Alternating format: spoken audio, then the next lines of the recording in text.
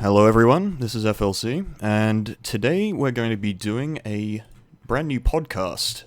This is a meta-discussion podcast. We're going to be doing, it's a bit spur of the moment right now, but in future it's going to be a weekly thing, and it's going to be talking about some of the discussions we've had over on the new Academy server. The Academy server is a place for discussing the Splatoon meta, asking for advice on how to improve your play and so on, and talking about competitive, everything along those lines. The Discord link is in the stream title, and everyone's welcome to join. There's no restrictions on joining. You'll find there are a couple of other things, but you can go ahead and read the rules in the welcome channel.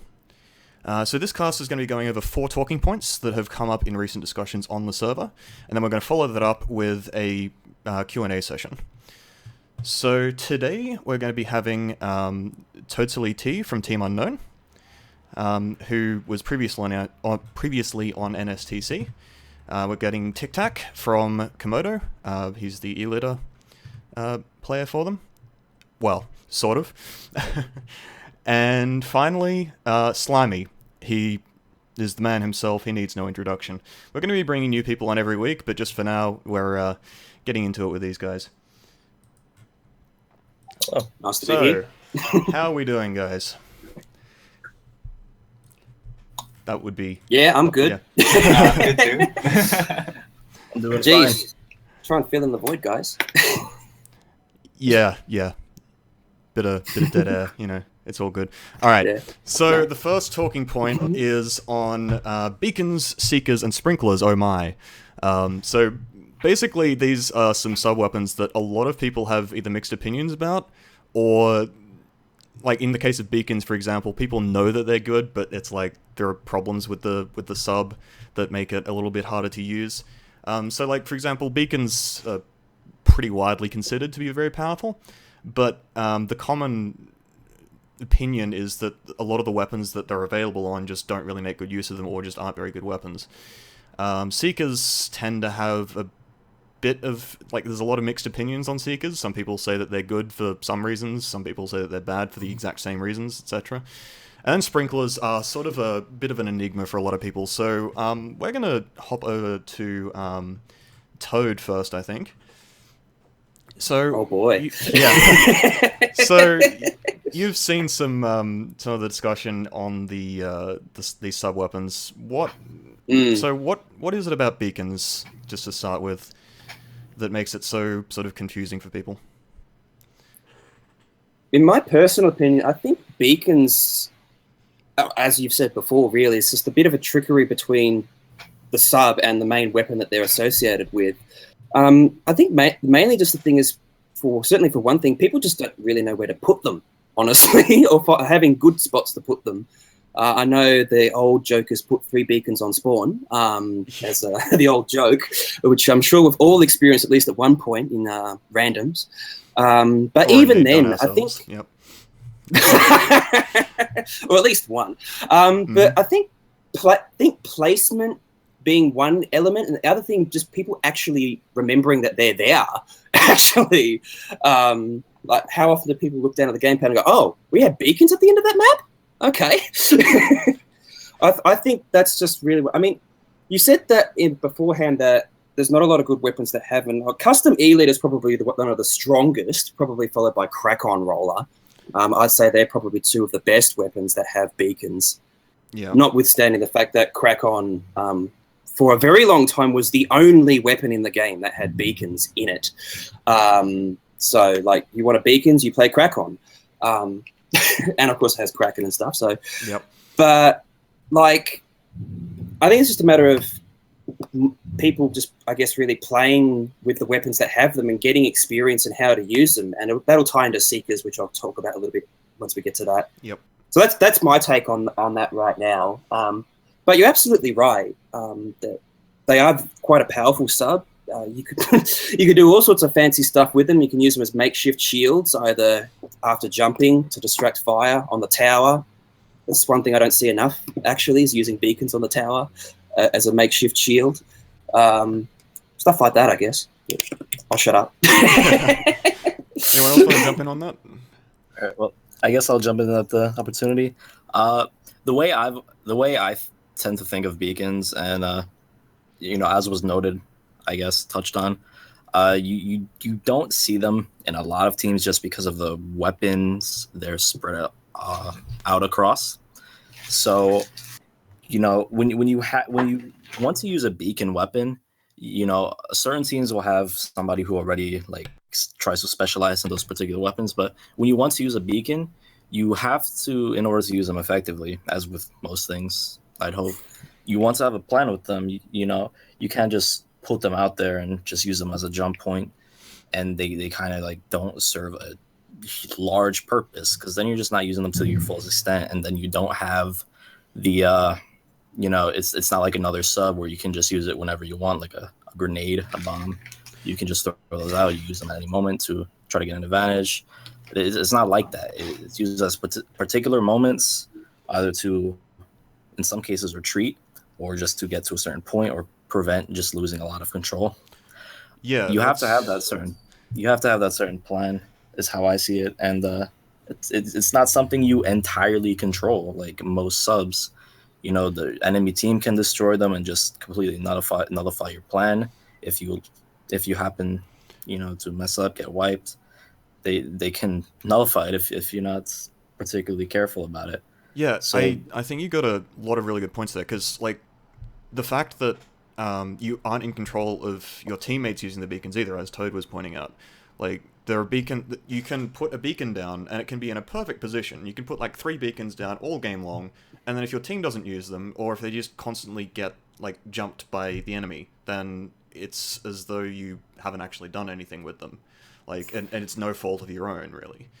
And yeah, like, I think, because a lot of the time I'll see that, particularly people who are just sort of picking up a beacon weapon just like without actually maining the thing, like, you see people like Sauropol who main the Crack-On Roller. Like, Sora always has 3 beacons up, and they're always in really good positions that let Chimera basically prevent themselves from getting locked out in most situations, right? Whereas a lot of people who are just picking up the weapon just for the sake of using beacons, and they don't really get it, they'll like put a beacon down and they'll think their job is done. But no, you actually need to be swimming around the map, constantly putting beacons down. Otherwise, your team can't really leverage them. It's sort of a high maintenance sub, as opposed to, as you said, like a bomb or something that you can just, for example, throw at the zone and you're done. But yeah, so Tictac, you're an E-Litre main yourself, and so you've presumably used the custom E-Litre at various occasions. So the main problem I've seen with the custom E-Litre in particular is that whereas the other beacon users will quite often have a way of getting in, right, and they'll be able to put forward beacons down, the custom E-Litre instead puts sort of beacons at the back side of the map, right? Yes. Have you found that that's like helpful in sort of the breaking lockouts and whatnot kind of situations? Well, in general, my team usually wants more aggressively placed beacons because, like, as an E-Litre, I usually stay back, especially with the custom, because I don't have burst bombs. So like, they end up jumping to me anyways, even though there's beacons around me. So like, a lot of times my team would just want me to don't waste the beacon, man. Yeah. Yeah. Like, the thing about custom E-Liters is like you have to overextend yourself in order to place beacons at good aggressive spots. That I didn't like. As for like the Crack-On Roller, you can just charge in, place the beacon, jump out, jump to the beacon. You can do whatever you want. So that's one thing I did notice when I played. The funny thing is I think this was mentioned recently. So I can't remember who it was, but someone basically said that E-Liters and Hydras are essentially living beacons themselves. Yeah, so basically. Because they have to stay back and play well, not so much defensively, but they usually have to stay back and not overextend, or else they're kind of putting themselves in danger, really. And it's like, well, what if they're already living beacons? Why does it need a beacon? Yeah. Like I said, if I place beacons around me, they'll just jump to me. So, like, in order to make sure that my teammates abuse the beacons properly, you have to put in aggressive spots. And if I could kind of build upon what you said, Tictac, the whole E-Litre / defensive weapon as a living beacon sort of concept has been thrown around for a really long time. That's kind of like, something a lot of teams will try to use to their advantage, just to play a more defensive situation to play that out.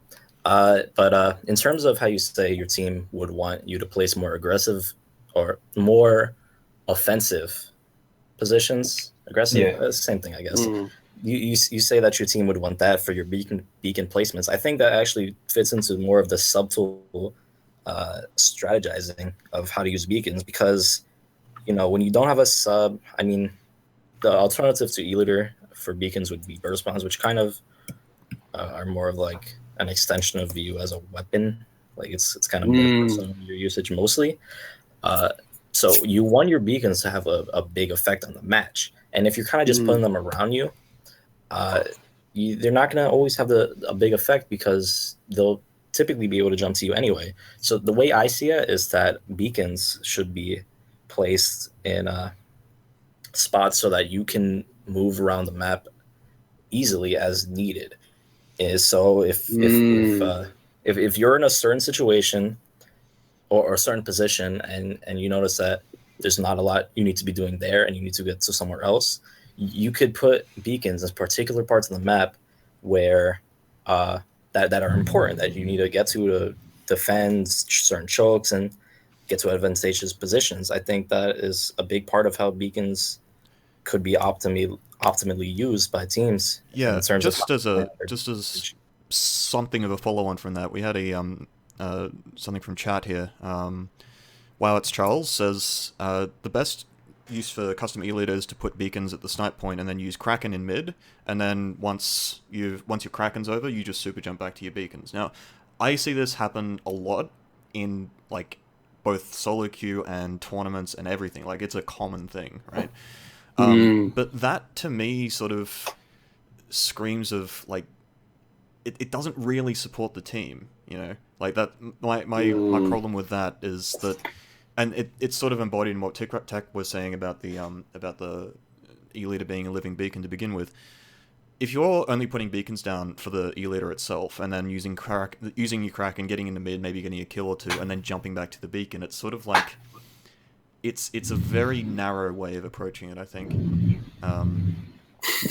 So, like, I'm not like that's sort of a point that I would say is against the custom E-Litre. It's just as a like it quite often does use beacons in that sense because that's like one of the only ways for it to use Kraken to its fullest extent. I think to sort of steal off Slimy's point there, one thing that sort of example that was immediately coming to mind, and don't kill me here, was like the thought that immediately popped in my head. Like for example, let's just take Moray, the classic E-Litre map, for example. Like, for example, you could put beacons on the mid-snipe and you could put a beacon on the overlook, for example, and say if the flow of the battle changes that you should probably be better off at overlook rather than mid-snipe because, hey, they're pushing aggro. Well, you could retreat to the overlook using a beacon that was placed there earlier in the map. So, and of course, you could potentially, and this is the part where you shouldn't kill me part, quick super jump E-Litre. Oh, boy. So, faster mobility. Oh yeah, don't kill me. I know, but like one of the things that's probably undervalued about the quick super jump though is that it initiates the invincibility frames of the jump much faster if you actually stack it reasonably well. Not that much faster, but it can be something to help you get out of a really tight aggro portion. Like, hey, the E-Litre is still alive. I don't know, just theory crafting here. All right. So I'd like to. We can come back to beacons a little bit later if we have a bit of time at the end of this segment. But the Seekers and Sprinklers. Seekers and Sprinklers, I think, initially, when the game first came out, people, like, saw the footage of, like, the Aerospray MG or something with the Seekers, and how he just put a Seeker down and then just swam to mid on Walleye, like, super fast, and people were like, oh my gosh, that's amazing. And then for a little while, people thought that the 52 Deco was actually the best weapon in the game because it like had Seekers and you could do the thing. God! And it had Ink Strike, which was like overpowered on zones apparently. You can fire it off at the end of the map. I know, right? So anyway, that said, so there's sort of been this up and down thing with Seekers though, because like once people figured out that Seekers aren't as good as walls, for example, it's like okay, so the 52 is better, and then people just sort of jumped on the anti-Seeker bandwagon and so on. So, like, and now we've got a lot of people, like, there's been a bit of a resurgence of carbon decos. We've seen a few, we've seen Luar, for example, who's just main 52 deco the entire time the game's been out, pretty much. We've got the Tempered Dynamo, of course, coming out in Sheldon's picks. So we've got a few more weapons that can actually leverage the Seekers as well. So it's sort of, people are coming back to them a bit. And in that, you've still got this sort of really confused kind of general opinion on Seekers. So there's no real unison in that. And I was wondering if we could get some insight into Seekers as a whole, like from the panel here. Yeah. Well, one thing we have to keep in mind with Seekers is that only a few patches ago, they actually got, well, not a modest buff, actually. I think it was pretty significant. Off the top of my head, yeah. Off the top of my head, it was like 4% speed increase and like pretty 13, big 11% wider in the ink trail. Both of which were probably long overdue buffs, by the way. So that's one thing that may have contributed a bit, in addition to the rise of more weapons that can leverage them in useful ways. But I think the other, and I've mentioned this before as well in the text chat as well, I think one of the reasons why they've been so effective is because of that drop-off in usage, in the sense that they basically just got shelved and no one basically used them. And now all of a sudden they're back and everyone's like, oh my God, what do I do? How do I react to Seekers? Like everyone's just sort of like forgotten how to actually respond to them and work around them. Even I myself, I keep trying to jump over them in squid form rather than human form and go, oh yeah, I died.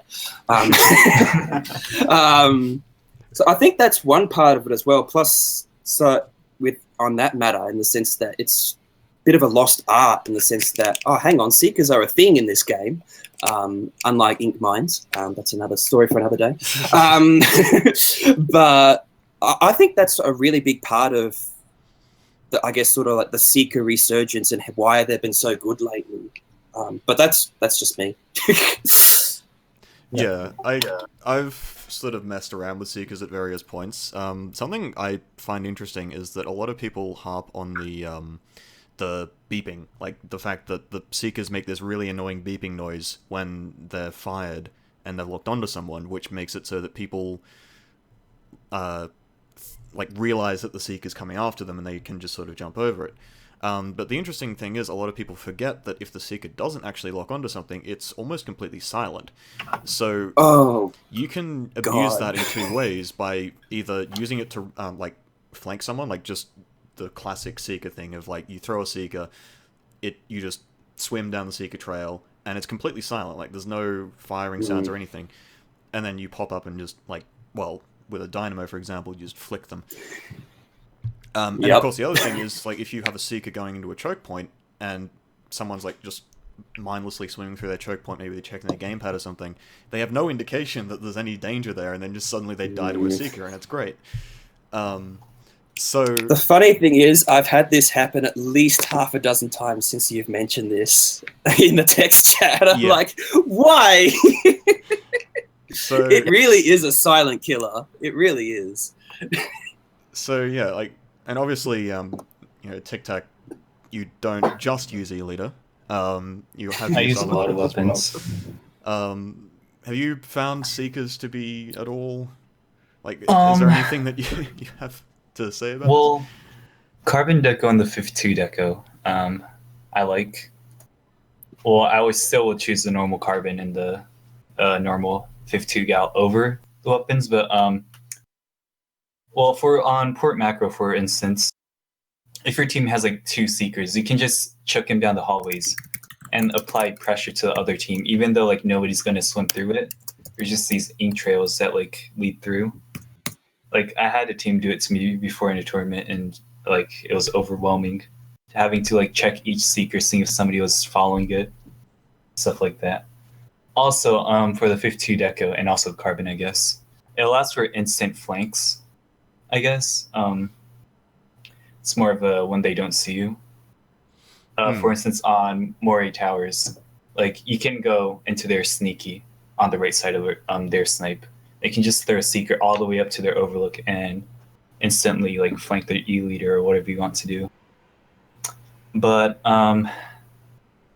as in the neutral game, I still do think that splat bombs are a lot better. Yeah. So just that's sort of the downside of the Seekers, is they don't have any kind of they don't really have the greatest of use in the neutral. They're more of a neutral breaking kind of thing. Yeah. And yeah, as Rolling River just said in chat, they're a very map dependent sub as well. Like you can't really use them on, for example, Anchovy. It would be very hard to use them on Anchovy. And yeah, Hammerhead, there's just crap in the way everywhere. Whereas something like maybe Underpass, a lot of smooth surfaces. Poor Mackerel, I'd say, is the best Mackerel, one. But great kills on Hammerhead. Oh boy. Another thing. Seekers can be very useful for the tower, actually. If you hit it at the middle pole, it just explodes instantly. So it can be used as an instant close-range bomb, if that makes sense.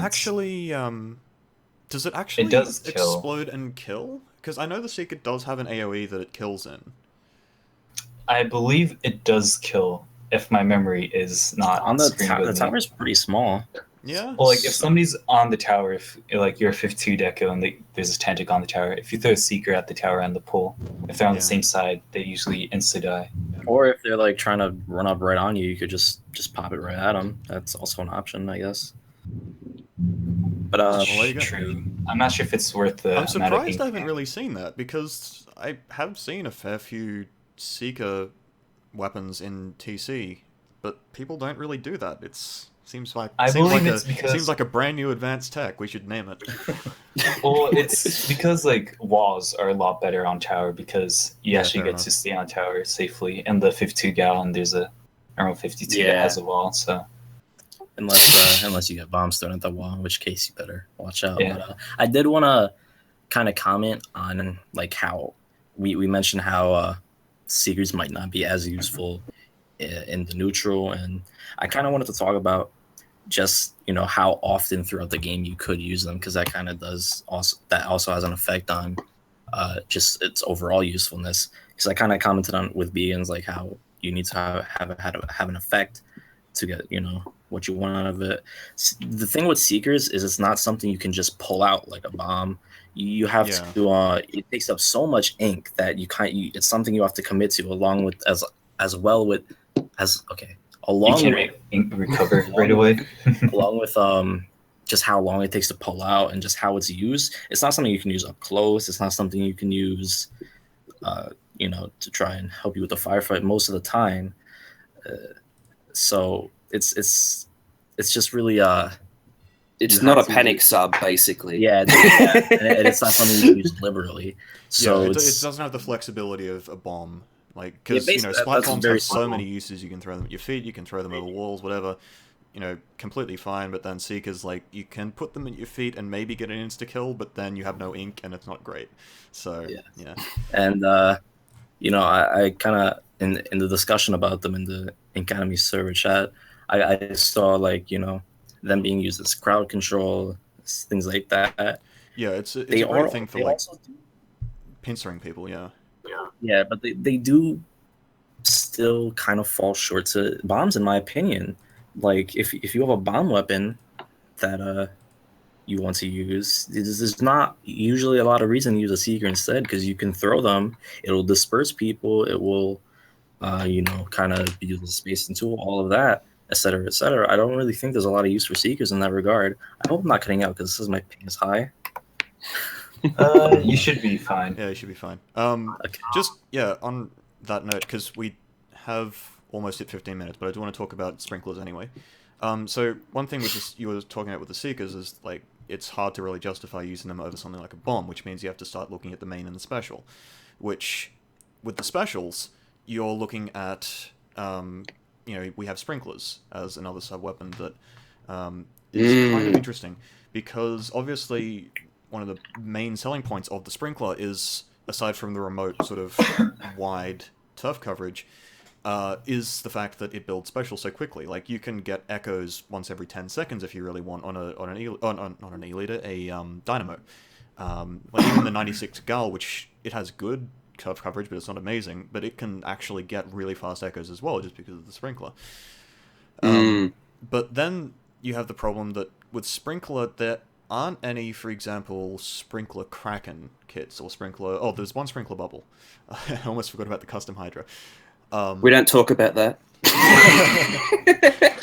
But like, for the most part, what I've found is that sprinklers are really fantastic, except for the fact that, like, it's opportunity cost. You know, they're very expensive, not only in the fact that they cost, what is it, 80% ink? 80 or 90%? It is. Yeah. 80. Yeah, it's 80, because Beakons are 90, yep. And furthermore, they're expensive because when you use one, you don't have a bomb, you don't have that sort of flexible thing that we keep coming back to that bombs give you. You don't have the just general use sub-weapon. You have to rely on your main and special in order to do anything when you have a sprinkler. And since the sprinkler doesn't tend to be paired with strong specials, that's potentially a concern. So with dynamos, for example, the dynamo has massive turf coverage, and then the sprinkler helps with that, and so you get fast echoes. Is there any other, like, and that's obviously one thing, but is there any other sort of thing with sprinklers that could Kelp. Yeah, help. A lot of whales. It's very good on Camp Triggerfish. The thing I see with sprinklers is just that you know, they are exactly what they're presented as. They're just something there to help you get more ink down, and obviously the effect of building special as well.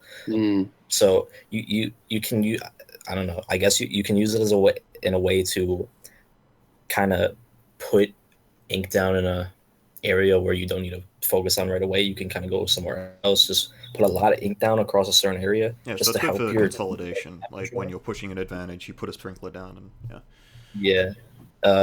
so sometimes even if you put in a particular space, it can hurt the enemy, and they kind of have to deal with it before they somehow take a lot of damage before they even realize it. I don't know if there's like a sort of spots people have even noticed that it has a good chance of hurting somebody, but that could be something interesting to know. Yeah, I don't want to cut people off here, but I'd like to just get some quick last thoughts from Tictac and Toad before we move on.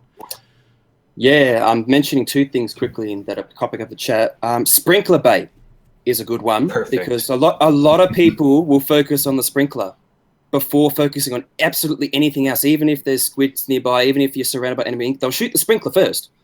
9 times out of 10, they'll focus on the sprinkler. So that's actually also something to act as more of a distraction. You can put them in like spots where they're easy to see visually but might be hard to reach.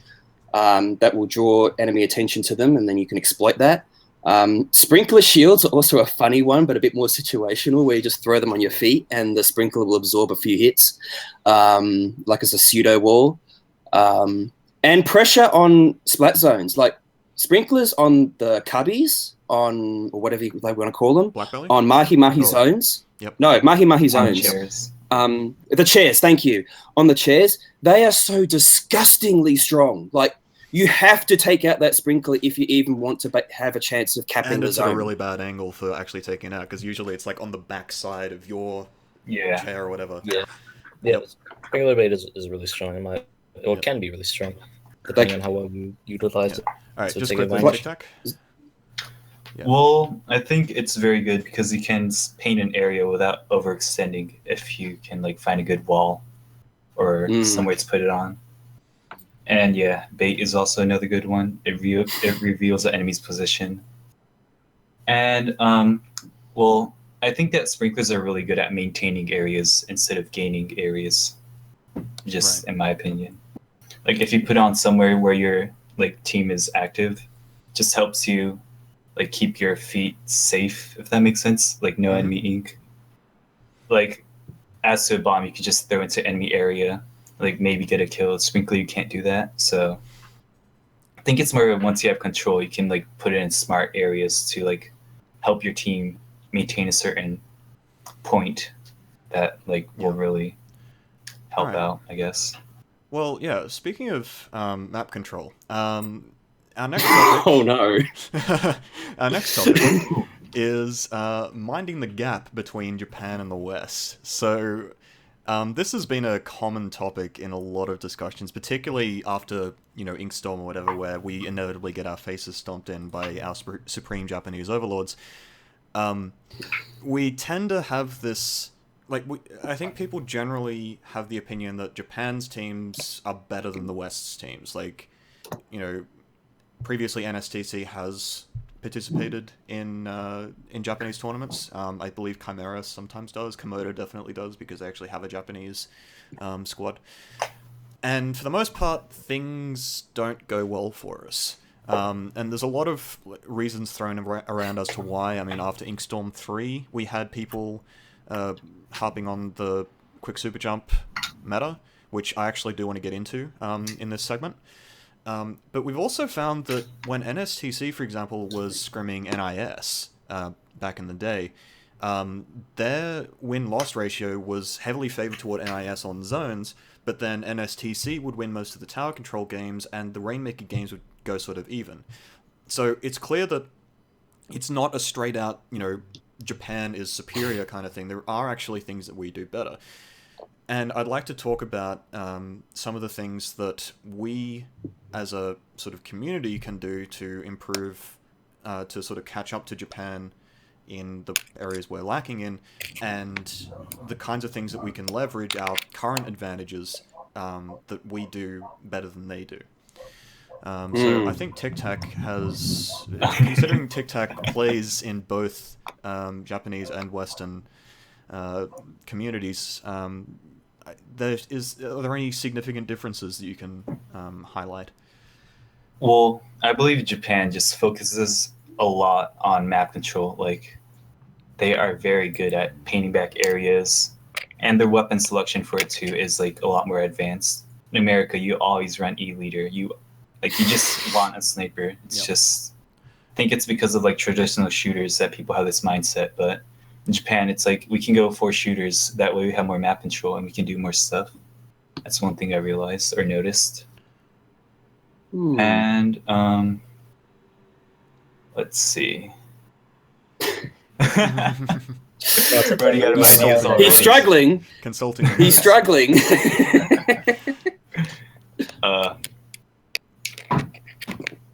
That gives us something to go off at the very least. Map control. Okay. So, actually, I can bring in the quick respawn stealth jump thing here, because recently there have been, particularly on the Academy server, people have been throwing around OpenRec links. So OpenRec is the sort of Japanese streaming site, or one of them anyway. And quite often you'll find, people like Dynamon, people like Denchan, Taiji, etc. are quite often streaming. Often actually daily. And not only just, playing solo queue or squads or whatever, but they'll quite often have scrims and so on. And something I've noticed is that a lot of them will run quick respawn stealth jump on pretty much any weapon they want, but they don't actually use it the same kind of way that we do. They actually use it as a means to make, I think the one person in the server put it really well, which is they use stealth jump to make safe jumps even safer. And by doing that, by using stealth jump, they can space out their players a lot better. So one of the things with stealth jump, obviously, is your jump's a lot slower, but that can actually be used to your advantage, because you can jump to someone, and then they can move halfway across the map, and then you can land where they were, and suddenly you've got a really good split that's actually really good for a pincer straight up, or just getting map control, or they can consolidate whatever you missed or whatever. Yep. And the quick respawn aspect of it is to make it so that in zones where obviously you really want to achieve some sort of lockout on the enemy team, they avoid that kind of situation by basically never actually grouping too close so that they get wiped, and then they use quick respawn stealth jump to get back in so that they're never off the map. And because they're never off the map, they can actually avoid the lockout situation. Whereas I think the West sort of uses it more of a, I don't want to be too harsh, but basically an easier way to push objectives, right? You can just jump in, force a trade, and then you are up 3 seconds or more faster, and you just Yeah, get a safe basically jump in, zombie. whereas the other team probably has to like swim from spawn. So yeah, that's to do with the map control and the sort of anti-lockout kind of thing. But not only that, we've had a couple of messages in chat about the team atmosphere of Japanese teams. So I think this is something that a bunch of us have actually noticed in like sort of contrast to the Western scene, which is, I think there's a general willingness to take responsibility plus a sort of more positive atmosphere. Does anyone have some more on that? Tictac. I was kind of hoping. Whatever. Tic-tac. Go ahead. Well, when I do play with them, a lot of times it's just pick up scrims, so it's random people you meet. You don't really know them, but they are pretty kind, I guess. And it seems like without calling out, you can just play totally fine. To be honest, like the left side of the map is taken, your team just knows how to adapt to that naturally. As America, it's like, oh shit, they have the left side. What do we do? And like the entire team just falls apart because there's like a huge flank or something like that. So, I noticed there's a difference in that. Yeah, I kind of want to, ponder, if you will. As some people may know, as far to my knowledge, as what I've heard, the Japanese community tends to just, play with a bunch of different teams. They don't really have like a lot of teams don't really have set rosters. They just kind of play with whoever and then return with whoever, right?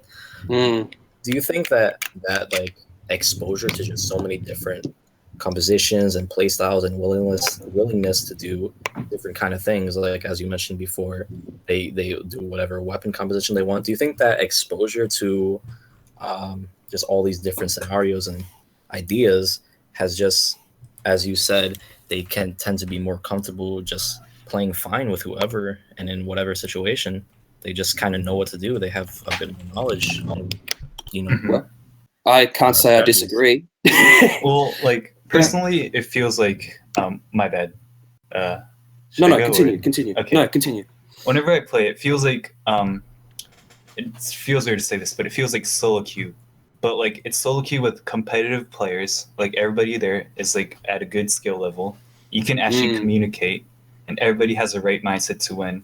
So it just feels like a really like the best solo queue possible against two random people of that's basically it, I guess. So it's what Mnabe had running, that like kind of random solo queue kind of private lobby thing. It's kind of that. Yeah, it's basically that. Everybody's there to win. Everybody's like has the right mindset. They know the game. Stuff like that. The other element that might tie back into map control is because there's there's more experimentation with different weapons other than just sort of like the stock standard builds. People might be more inclined to become more comfortable with and actually use weapons that are more focused on turf control or territory control of some kind, rather than perhaps being more focused on Slayer or aggro. For example, for one weapon that I don't see get an awful lot of use, that probably honestly should get more use, is Splash-O-Matic. Splash-O-Matic is a beast turf weapon with the suction bomb rush and the suction rush. It can steal control under your thumb in a couple of seconds, which would make it like great for zones and stuff. But I never see anyone use it.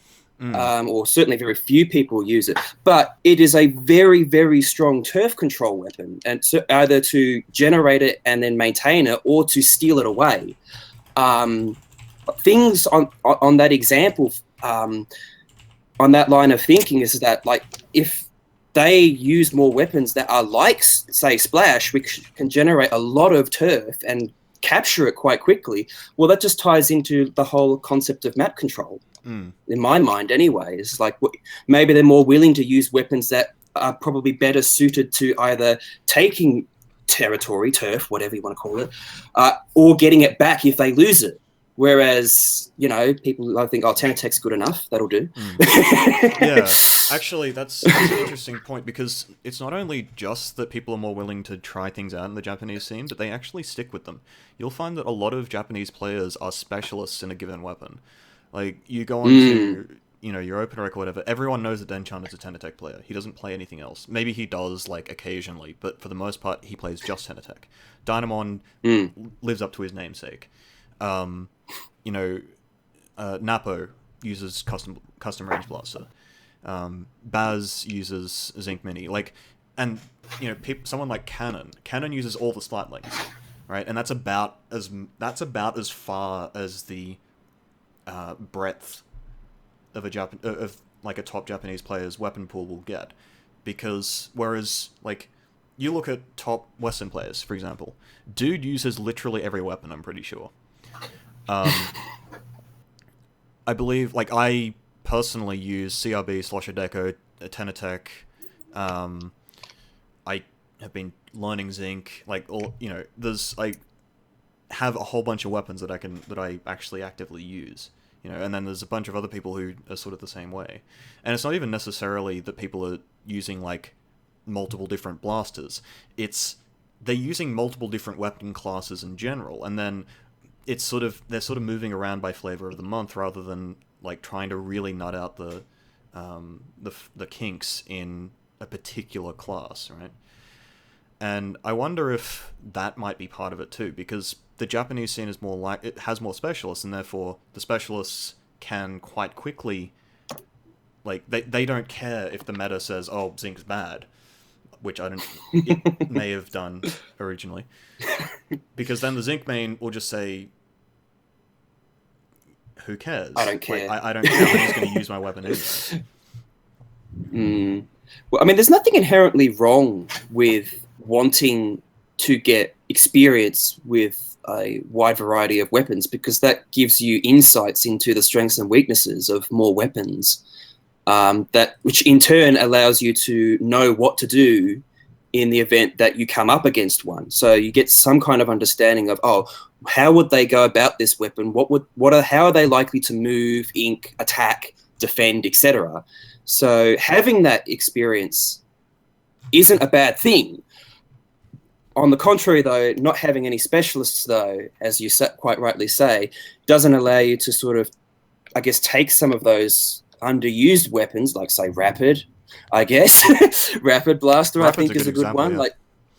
Yeah. And being able to actually push that to its full advantage. And possibly, again, coming back to sort of the Seeker thing, is that people using them in ways that you don't anticipate gives those users an advantage over people who have no experience in how to deal with them being used in a certain way. And it's what do I do? How do I respond to this Rapid who's outzoning me? Again, could be one of the reasons. Just quickly, we're about to move on. We have hit 15 minutes of this segment.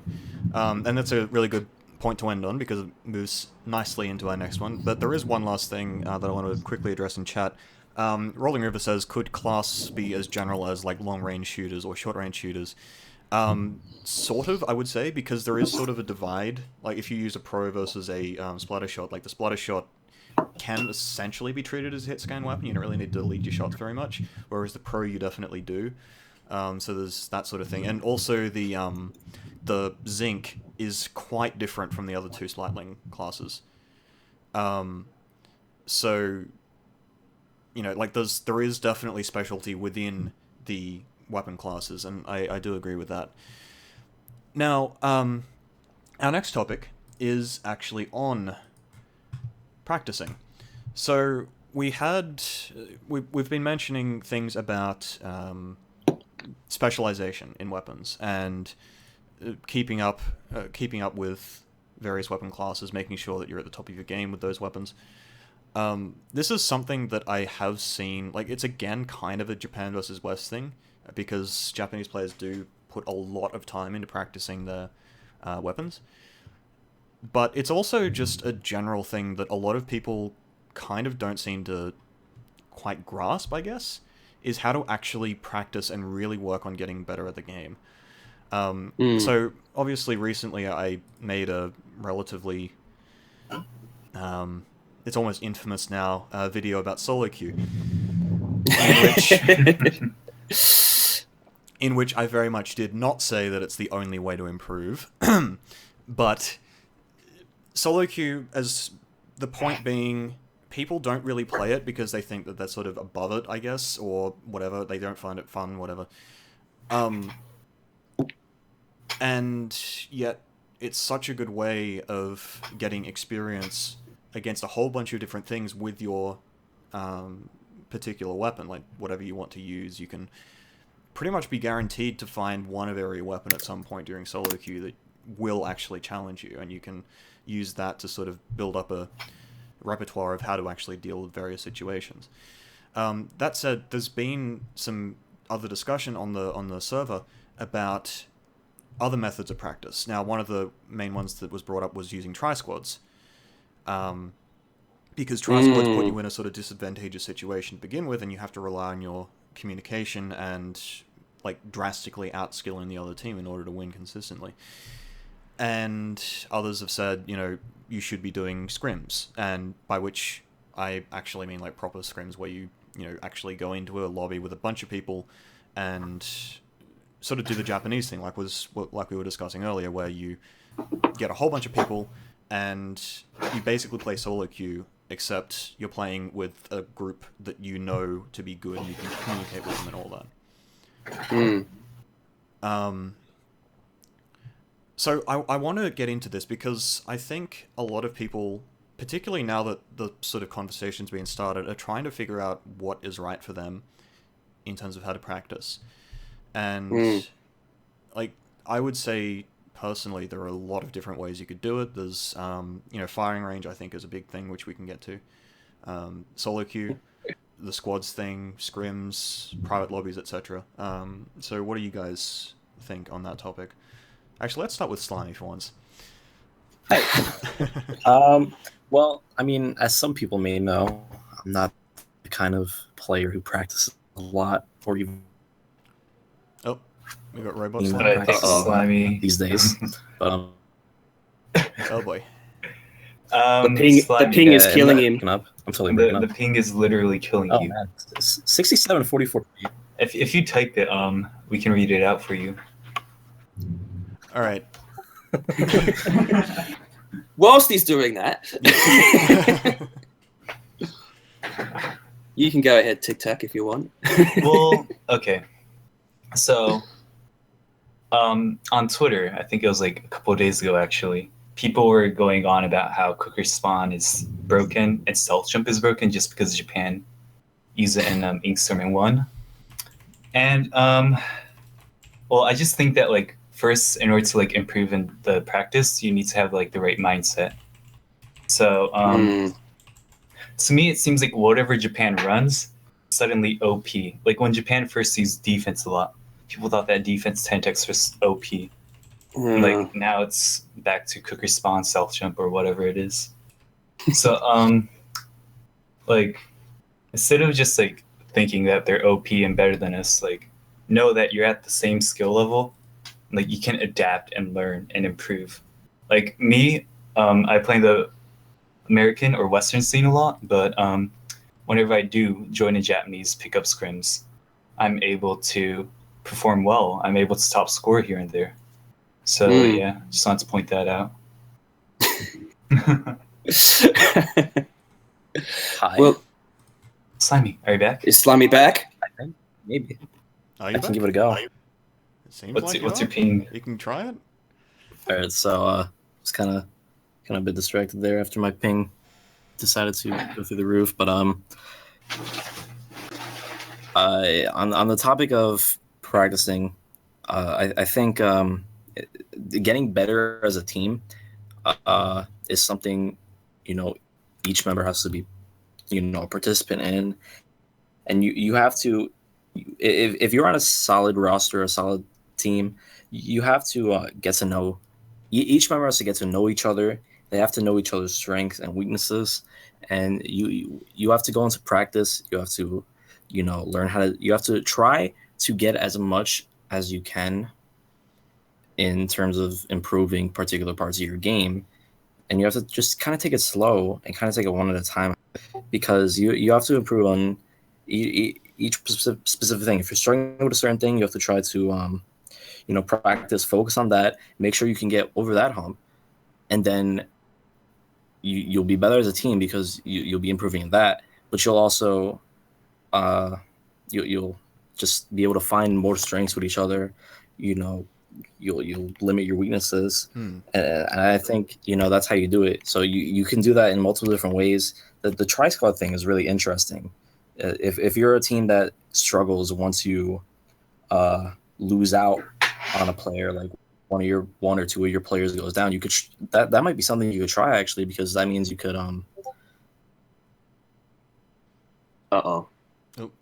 Did he die?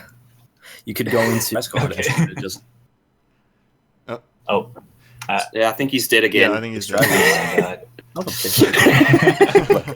Poor Slimy. I'm gonna cry. All right, no, corner. I actually no. You've got a really good point there, actually. About specializing your practice and working on one thing at a time, because one of the points that was brought up was that an effective way of practicing is actually to do like a sort of a bit of everything. So like you start off in the range, then you go over to your turf war or something just to sort of warm up, and you go do some solo ranked, then you do some squads or some scrims or whatever, then you do some like private lobbies or whatever, and you sort of do everything at once. And I actually did want to talk about that, and Slimy's just brought up the idea of like specializing your practice, like I say,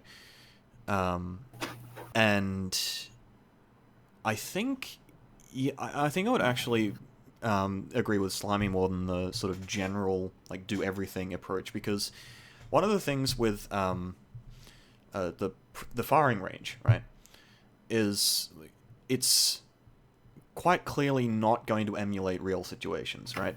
You aren't going to be playing a game where you have two rooms, one of them has 6 squids in it, the other one has 3, and they never move, and one of them has like 3 defense, one of them has 2, one of them has 1. It's like, yeah, that's not going to happen in a real game. But the point of doing the firing range, I think, is to actually build up sort of little building blocks that you can use to inform the rest of your play. And then you sort of work on that specifically. Like you build up, and then once you've built up in that area, you can move over to something else and use what you've learned in that one thing, like the firing range, to inform how you play in solo queue. And then that allows you to free up more mental capacity, I guess, to think about what you're doing in solo queue. And then once you've done that, you can sort of take that over to your private battles or your squads or whatever. So that's sort of my view on the practicing thing.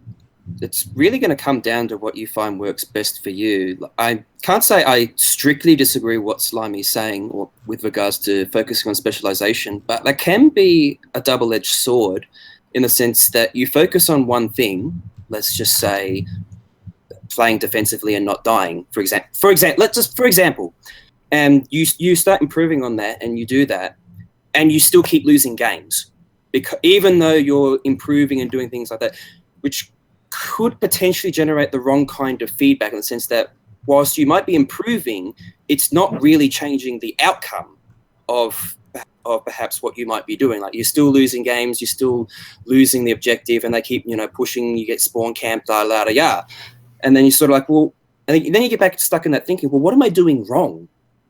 And so that could be a potential danger of just focusing on one thing and trying to improve on it, because you might try and improve on that and you might actually be improving, but the feedback you get says the opposite. And well, okay, that's not working. So that could be that. I guess there's merits to all approaches, really, in the sense that, okay, maybe one day you focus on just specializing one thing, whereas other things you try and focus on experience. In which case, I definitely agree that solo queue is good for the experience, different scenarios, different situations. Probably also ties into the Japanese weapon experience thing and diversification, all that nonsense we just talked about before. Yeah, really, I think actually just focusing on different elements and finding what works best for you. If you find a day, spending a day in the training yard, and that works best for you for a day, and then you just go into solo queue the next day, rather than try to do everything at once, for example. If that works, do that. If you find it doesn't work, try something else. It's not going to be a one size fits all approach. Yeah, there's definitely an element of if you're going to specialize, you definitely need to understand what you're actually doing wrong. Like, you have to have enough of a understanding of the game in order to do that. So I guess the specializing thing might be more for someone who's sort of figured out what their problem is. Like, they've realized, okay, the problem with my play right now is that I can get into really good positions, but then I botch the actual execution. Like, I'm flanking with a CRB or something, but I just miss all the directs. Some carbon or whatever rushes me down, and I can't do anything about it. That sort of thing. So, yeah, I actually can get behind what you're saying, Toad. Another thing I want to get into is, because a lot of the solo sort of firing range practice comes from practicing charger stuff. Like, chargers are probably the most likely players to hop into the range and spend like an hour just shooting targets with an E-Litre or something. So Tictac, is that something that you do? And if so, is that sort of just something you did straight up? Like, you just didn't even have to think about? Like, that wasn't even... Yeah. Well, my bad. Let's see. So yeah, I did used to like just grind, or quote unquote grind the shooting range. I used to like go there for maybe an hour or 30 minutes. I don't know. Just like practice hitting each shot, trying different peak shots, stuff like that. But yeah. Kind of forgot the question. Right. Well, yeah, sorry, I kind of botched the question, my bad. Yeah, basically, like, chargers seem to be the most likely to use the range, right? Because chargers are very mechanically based. You have to be very precise with them. Your fundamentals need to be on point. So, have you found, though, that, for example, practicing in the range with a charger has perhaps helped some of your other weapons? Yes, I do believe so. Well, I won't say it's directly because of me practicing the range. Well, I guess you can say so. I don't really know. But what I think the shooting range is mostly for beginners. Like, once you have a good enough aim that's consistent, you don't really need to grind the shooting range as much. Maybe do a little bit for warming up. But yeah, so the charger has to be very precise, and because of that, I realized that like usually when I use weapons like the Pro, or the Tictac, I tend to be on point with where I'm shooting, if that makes sense. But with the Pro and Custom Jet, it's a bit different because you had to shoot a bit ahead, if that makes sense. Because even though the E-Litre is a projectile, it's so fast it's kind of a hit scan, if that makes sense. So yeah. All right. Well, speaking of E-Litres, I'm assuming we're good on that topic. Yeah. I don't really know.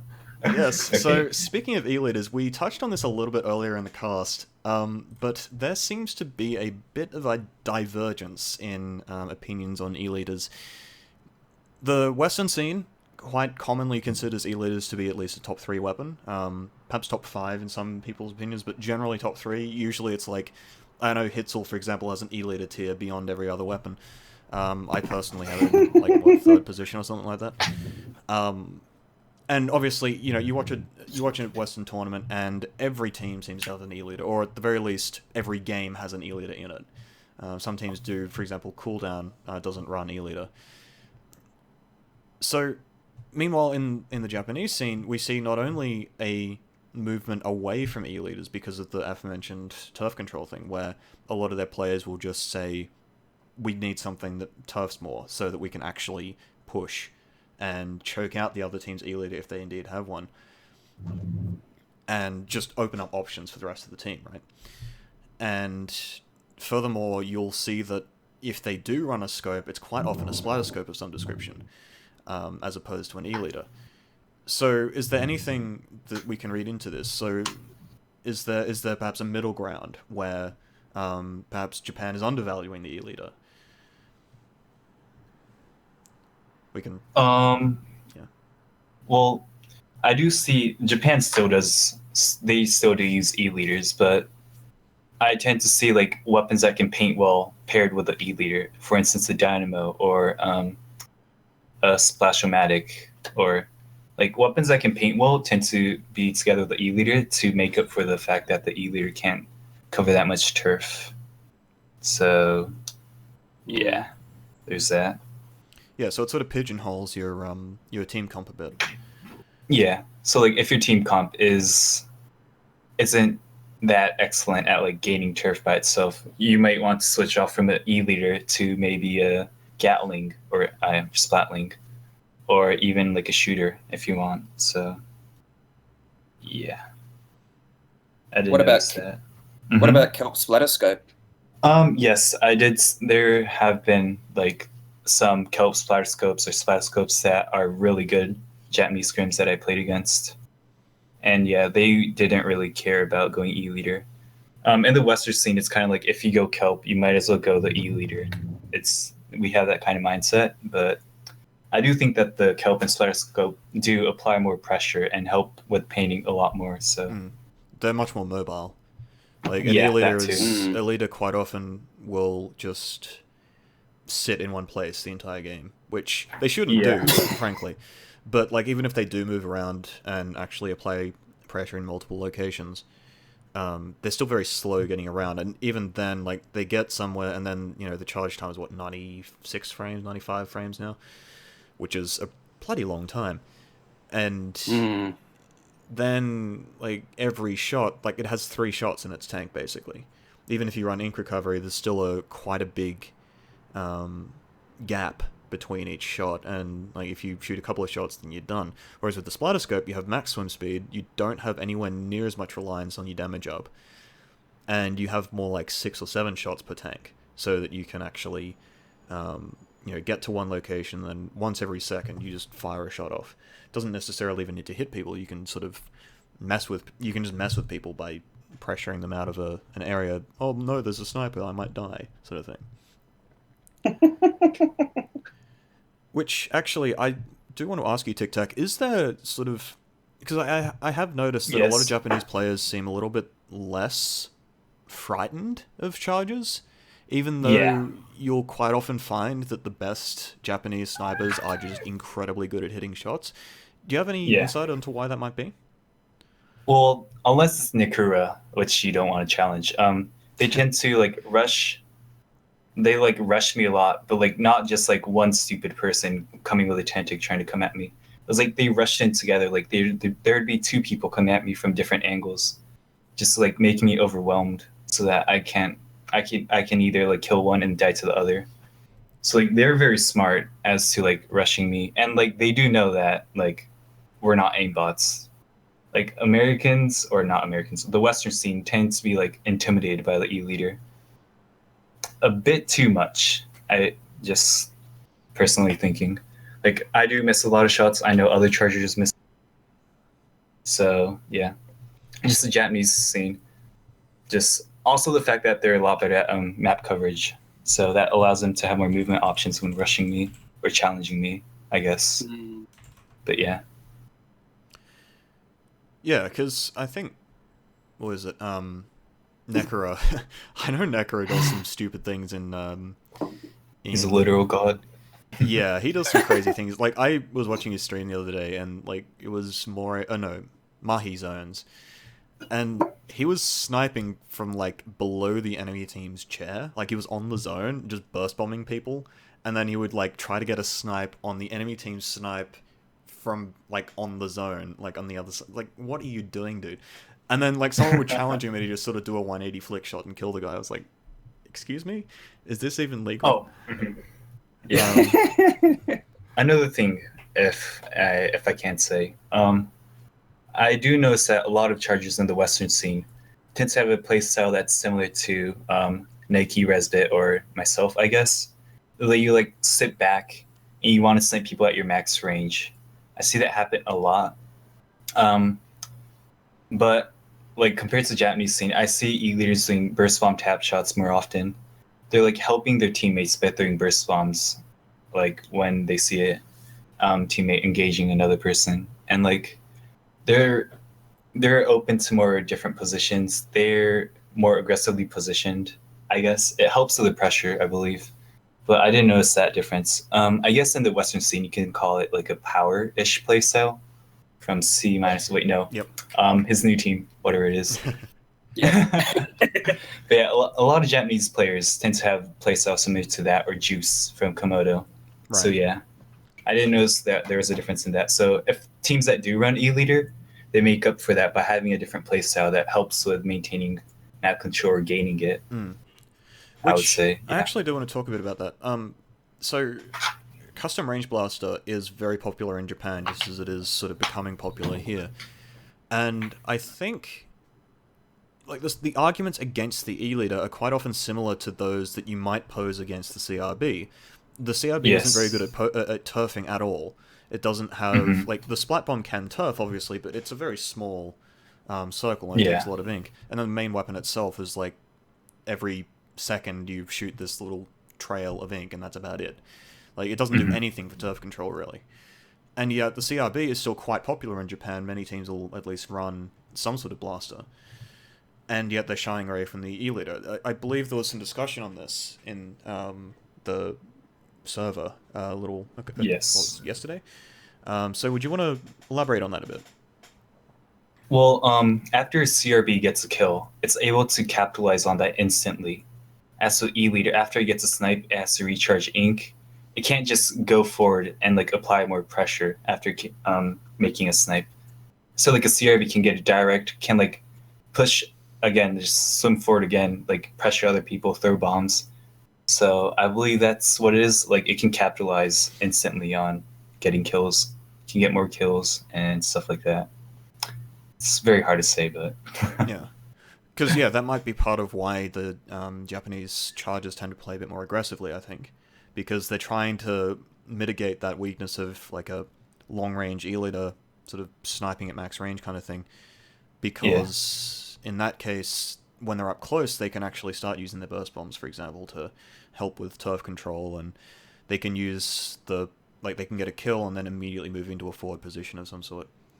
Yeah. I totally agree with that. So yeah, Toad, you got anything to add to that? Maybe not necessarily that directly, but one thing that is all just speculation that I'm sort of thinking of that might explain why people sort of stick to either keeping at max range or not challenging charges and being afraid of it. Do you guys think that it could be latency Johns? As in, people are afraid of the fact that they can't challenge it because they'll see the laser like 5 squids away from it and then they just explode. Because, I was over here and I exploded over there. And it's like, well, I can't challenge this because latency. Yeah, there are some latency Johns. Conversely, with keeping it max range, like you don't want to try and challenge, but get anywhere near something that could potentially rush you down and aggro it because it gives you less, again, latency Johns, less time to react, less time to retreat. Suddenly you're covered in ink and, I died to a 1.5 hit 10 attack. Oh, geez, that's fun. I don't know, but could that be potentially a reason why the West has focused more on keeping at range rather than being aggro and challenging E-Litres? Is that you've got the fear of the one-hit KO just obliterating you from distance, and E-Litre scope is 8 lines of range. It's nuts. Close to it, yeah. Could that be a reason why there's more fear of the charges in the West? Is just because of latency Johns and other whatnot? Whereas obviously in Japan, it's all basically land more or less, or certainly more than the West. So there's that less fear of being able to potentially, juke a charger laser by, movement and stuff like that. Whereas the West will go, I tried to do that, but, I was over here. It thought I was over there. I still died. Well, what's the point? I don't know. Speculation? Yeah, I mean, I can see that. I think, we've had this discussion a little bit in the server as well about just latency in general. I think it's sort of, yes, there is a latency aspect to it, because quite often people will sort of they'll think that, like, there's a bunch of things that can happen because of the netcode that can get you killed in ways that seem really unfair. But at the same time, because the way the netcode works, generally, if you get shot by, like, an E-Litre, for example, it means that you were actually exposed for at least some part of your movement, and they just reacted to that because on their screen they saw you coming, like, you know, that sort of thing. But I think it's also partly because people still have a tendency to sort of tunnel on people. Like, one of the hardest shots that you'll ever make on as an E-Litre is someone who's, like, swimming directly, like, perpendicular to your scope, right? Like, swimming across. And like, you can predict that, but you still have to sort of lead your shot a bit because, as we've previously mentioned, it's not a hit scan weapon. And I think part of that is people will sort of tunnel the E-Litre, like they'll try and charge it down directly, which, as you said, Tictac, the Japanese scene, doesn't really do. They try to, if they do that, they have a buddy, right? Yeah. Also, there's a lot less emphasis on turf control that actually allows people to get up really close to common E-Litre spots, I think. And as a result, you sort of have to sit for a bit and turf and sort of reveal your position, whereas in the Japanese scene, it's because of, like, the previously mentioned, like, quick respawn stealth jump stuff, it's a lot harder to actually maintain map control of a whole area. You have to sort of make the best of what you've got, which requires a more mobile E-Litre playstyle, I think. So I would say that's part of it as well, but because of that, the latency and the fact that people will tunnel and they'll just sort of, if they see a target, they will just shoot at it until it's dead. Like, there won't be any sort of, I'm going to take a couple of shots and then sort of duck away and approach from a different angle, which makes E-Litres basically weep with delight because of how easy those shots are. So I think that's an aspect of it as well. I think it's, like, it's not, there is a definite LAN sort of thing to it because you can actually directly react rather than sort of having to predict what's going to happen. Which I think is a lot easier to do.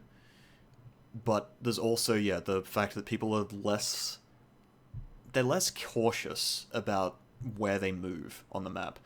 And they think that they're invulnerable because on their screen they're behind a wall or whatever when they're still moving on the other team's screen, and, like, that's what gets them killed.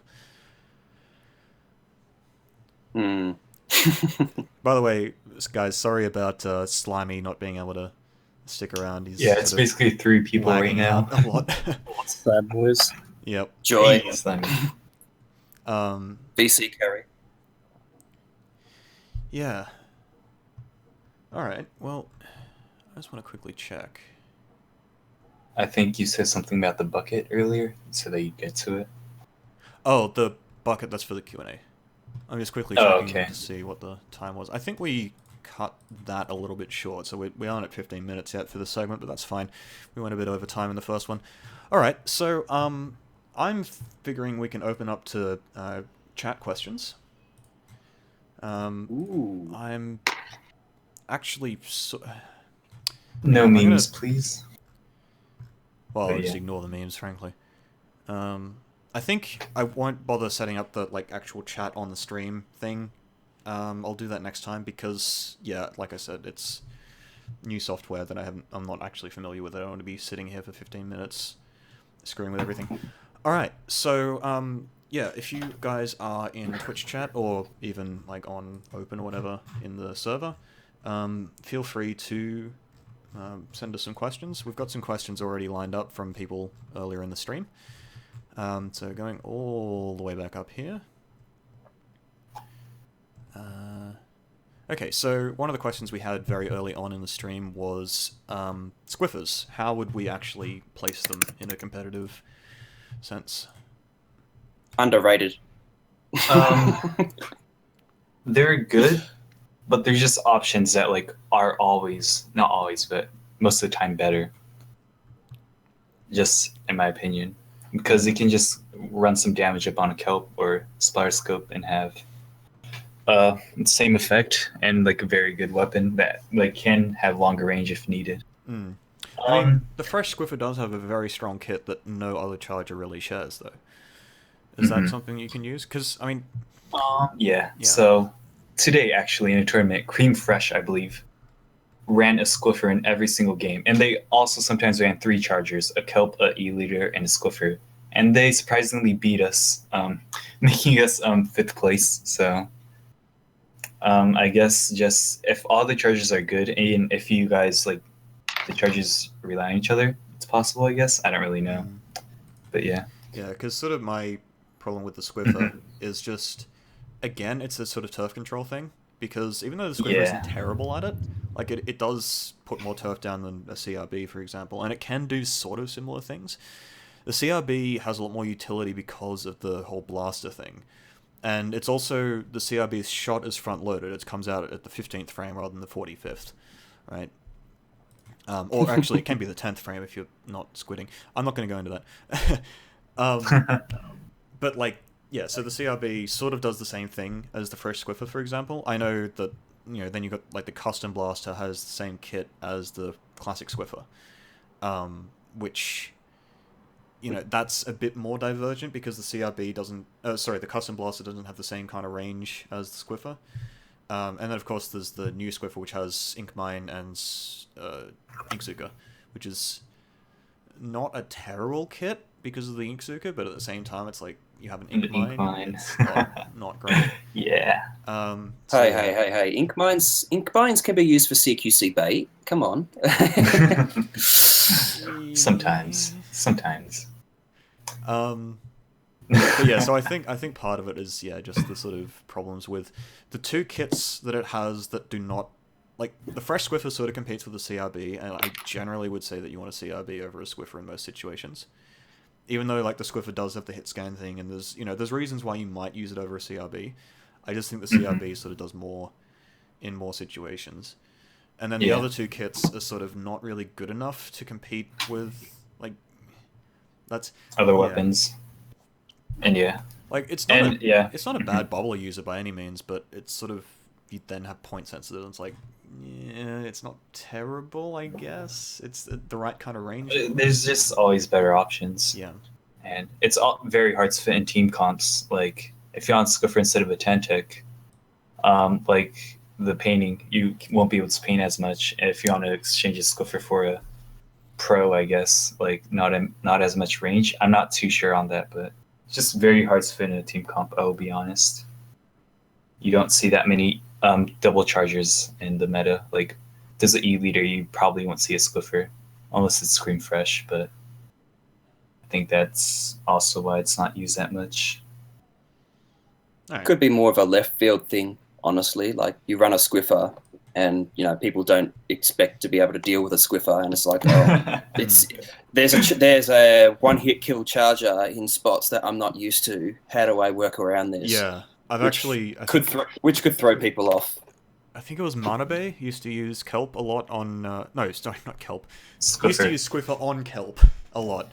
Because Kelp has a lot of angles that are sort of really good for the Squiffer, because, like, the range is exactly... Like, say you're peeking into the enemy team's... what is it? Bag ramp, I want to say? The area to the their tools, or... Area to the left is one. Yeah. I don't actually remember the difference between the 2. Call out. Yeah. But, like, you peek into that area with the Squiffer, and it's, like, the perfect range. You have max range shots on, like, both sides of the little box in the middle, and, like, the hedge is the same deal, or tree or whatever. Mid is even sort of the same kind of thing. Like, you can peek from behind the little thing in mid. And, yeah, so I know, like, Squiffer does get some play on Kelp quite a lot, and I could see how it'd be really effective there. But yeah, Run speed strafing on Squiffer is good too. Yeah, because, like, with the way run speed on charges works is, I believe it's max run speed until halfway through the charge, which on Squiffer basically means you're only slowing down for about 20 frames or so, which isn't very much. So you can actually do, like, really wide peaks with a Squiffer really quickly and just, like, kill someone. Because that's sort of where you're getting into the realm of latency being a factor. They can't really react to you. I also see that using Kelp, just pointing it out, but yeah. You can, but yeah, again, like, you can sort of do the same thing with regular splat charges. Yeah. So next up we have Beck Blank asked, do you think Turf War would ever be considered as a serious part of a tourney? I believe this was a follow-on to a discussion about competitive... Actually, no, I might have preempted it. Because the Japanese scene, of course, does competitive Turf War. And quite often you'll find that a lot of Japanese players have actually played a great deal of Turf War to sort of... Because I think it's a really good practice for the aforementioned map control stuff. Like, if you want to get good with a Dynamo, I actually think the Turf War Dynamo is like one of the best ways to learn that weapon. Just because, like, you can actually go for the win with that weapon, and you can use the win in the Turf War as a sort of direct feedback kind of thing. So, well, even if you lose, though, I mean, you can still just home in and focus on map control elements without the stress of, say, solo queue or squads or whatever, and just sort of focus on that. So even if it doesn't get considered competitively, it could be considered part of the toolkit to help improve your game. And that's probably something that hasn't been done. So, like, oh, Turf War, it's just the dumb casual mode. Yeah, because like the Japanese scene, obviously, if they're going to throw a $1 million Turf War tournament into the picture, then obviously people are going to play competitive Turf War in Japan. But at the same time, it seems as though there is actually... They almost... I don't think they hold it to quite the same standard as the other three modes, but they do definitely play competitive turf and seem to actually have proper strategies and whatnot for doing so. It seems as though, like, obviously it's a lot more rigid, I would say. I think the common strat is like double zinc, dynamo, not Tenatag, double zinc, dynamo, and then something. Like, I've seen competitive turf where it's like there's an E-Litre or something, and then yeah, but I guess like it's not the main problem I have with the Turf War as a competitive mode is just it sort of doesn't quite.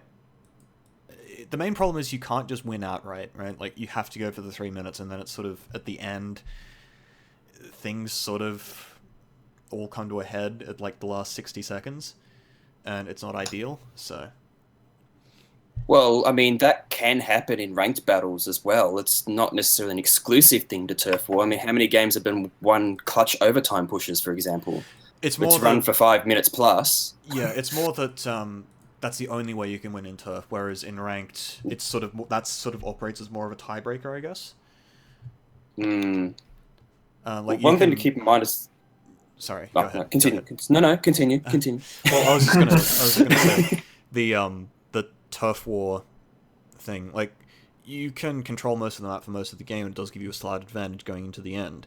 But if you get like Special Rush or something, it's quite difficult to really stop that, and you can sort of have the match turn on its head for essentially no good reason at the very end of the game, particularly on the smaller maps. Whereas in ranked, like, if you control the map for most of the game, and you don't get a push that wins the game, it's sort of like, that's on you. You know, there's a sort of...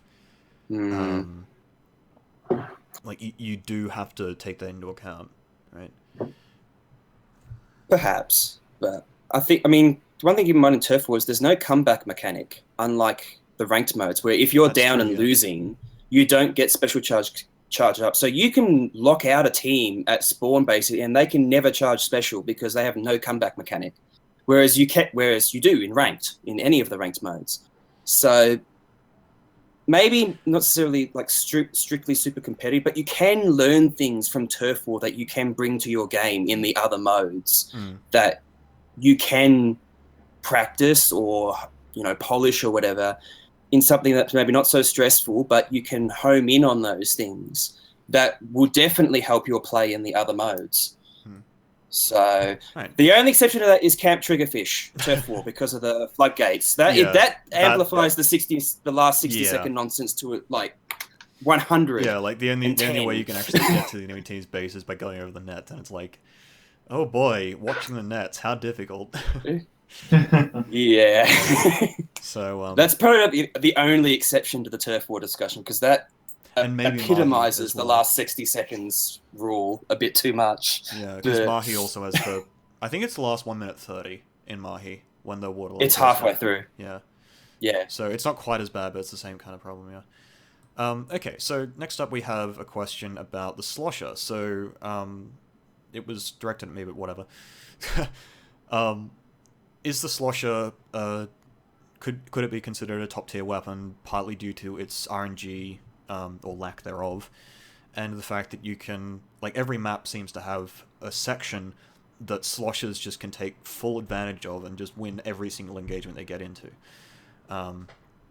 So I mean that's partly my thing, because I do actually main Slosher Deco, and I would say I actually do put Slosher Deco in a very high position on my personal tier list, if you could call it that.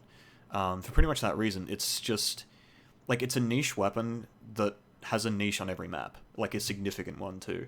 So it's not as though you're, like, it's not like your average niche weapon that sort of does one thing really well on one map, and it's like, if you can't get into that situation, you're basically playing a 3v4. Whereas the Slosher Deco, its niches are so large and so common that even though it's kind of a weird thing, it does actually work really well. Not, least of all because people don't really play against good sloshers that often, so you can sort of get away with things that you really have no right getting away with. But yeah, well, that's part of it, really. But so that's part of it, because that kind of ties back to the whole discussion we were having earlier about Japan specializing in certain weapons. Like, people will actually specialize in using buckets and get really good with them, whereas maybe we don't have that much exposure with them there. So that could be one element to it. I personally don't use sloshers that much. I do know someone that is a really good bucket main and who'd be far more qualified to talk about this than I. But whenever I play them, no, it's not actually. Okay. Mullen. Mullen. But Go ahead. Totally not. Don't mind me. Whenever I play with them, they're able to use sloshers and sloshing machine at that, by the way, to really good effectiveness. Maybe not necessarily like god tier or anything, but again, perhaps like Squiffer, an option that you could consider depending on the map mode that you could potentially use to your advantage, either to throw the team off with uniqueness that they're not might be used to, or just because you feel comfortable with it. Yeah. Actually, that's an interesting point, because, like, one of the things, and I mentioned this about CRB as well, but sloshers are also, like, front-loaded. Like, they have a slow fire rate, but they fire and then there's a cooldown, as opposed to charges where you have to charge up and then shoot. Which means that in combination with the fact that there's very little time before you can move again once you've once you've actually sloshed, it's actually an extremely mobile weapon that I've found. Like, it's sort of like a blaster that doesn't have the same kind of AoE. You can't direct people with it like you can with a sloshing machine, obviously, but like, there's all sorts of things you can do with a sloshing machine, a slosher that basically let you just abuse mobility around sort of small obstacles and whatnot, and that's why it's so good at winning duels, for example. But yeah, like, the sloshing machine, since you brought it up, that weapon is still a complete mystery to me. Like, I've been trying to work that weapon out for quite some time, and it's just like... Damage up, run speed. Damage up, run speed. Yeah, that's what I was saying. It's just like, I don't know what I'm doing. The directs are just really hard to hit for some reason. I don't know. It's one of the most mobile weapons when firing in the game. It's like base speed 0.8. That's really fast. Yeah, the run speed, especially if you stack it with run speed. So something to consider. It's the same as something. I need to look it up. Yeah, I have it in a spreadsheet that I'm not going to open. But yeah, it's pretty bloody fast. I think the ends up is either 0.72 or 0.8, and the sloshing machine is 0.8. So it's like, it's bloody fast. Yeah. And that's while firing too. So, like, the way it works is, like, you fire and then there's a cooldown where you can't shoot, but you aren't in, like, recovery from the shot, so you actually move at full speed. It's kind of like an L3 in that sense. So yeah, like, the run speed sort of is a double whammy there. And yeah, it sort of helps with your strafing quite a lot. I don't know, I can't seem to hit directs with it very consistently, and that seems to be an important part of the weapon, so... And probably try and talk to the person that I know that happens to be quite good with them. So Yeah, we'll have to get them on at some point and talk about the sloshing machine. Just really quickly, there was a thing in chat about how CRB has no mobility. What I'm talking about with CRB mobility is that because you're able to get really accurate jump shots by shooting at the peak of your jump, you can maintain most of your swimming momentum and then land in the ink that you put down when you actually shoot. So it doesn't matter if you shoot your feet or not, if you actually ink your feet or not, which is an RNG thing in this game. If you shoot and then land in that ink trail, you're actually quite mobile. You're like the jumping is somewhat predictable, though you can change your trajectory in the air just with like moving left and right, which is quite often a really good way of aiming with the CRB. But it definitely does have a good deal of mobility because it doesn't have to sit still for 45 frames essentially to actually get a shot off. I just wanted to make that point real quick. So next up we have... so this is again sort of directed at me personally, but I've obviously said in the past that the Lunar Blaster is not a good weapon, and yet we see people like, for example, Kagu, Sendu, and from Japan, Cross, play the Lunar Blaster at a high level, and there's a question mark at the end of that sentence, and I'm assuming that means, like, thoughts. So, I guess, again, like, my problem with the Lunar Blaster is it has a very short range, which means that, again, it's kind of like how I was talking about before, with the Slosher being a niche weapon that has a lot of niches. The Lunar Blaster is quite difficult to deal with if you are, like, fighting into it directly. So, like, if you go up close to its turf, it jumps out and sharks you. It's very hard to win that fight. You're almost certainly going to trade, particularly, again, with the latency. It's a 40-frame fire delay, I believe. It's pretty fast either way. Yeah, it's pretty fast either way, which means that, like, even if you happen to get the kill, you basically have to kill them as they're firing their first shot on your screen. Otherwise, you're going to get hit by the second shot and die, unless you run a ton of defense. But even then, like, if you're at that kind of range, you're probably going to die anyway, so it's like, yeah. Like, it's good, I would say, on Anchovy, because Anchovy has those really short sort of sight lines, and you can really easily cross the map and sort of get around people without being seen, just because there's so much crap all over the place. But at the same time, yeah, it's mainly the lack of range that that screws it up, I think. But you know, obviously, it's quite effective in just because people do have a tendency to sort of rush them down or not respect turf control very much.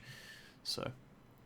One thing to keep in mind is that it's sort of like its splash damage AoE is actually a lot larger than what most people give it credit for. So you can still get done by that rapid 2-hit AoE splash damage kill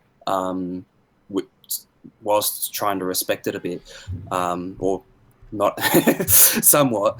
The other thing, of course, is that with Lunars, you have to treat them the opposite way to every other blaster.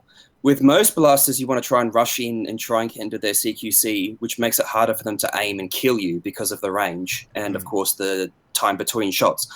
Whereas with Lunar, if you do that, you're dead. So there could be a bit of that mentality where, oh, it's a blaster, I should rush it. Whereas, oh, no, it's a Lunar blaster, I should run away. There could be that element to it, to treat it completely opposite to every other blaster. Well, that's all I can think of.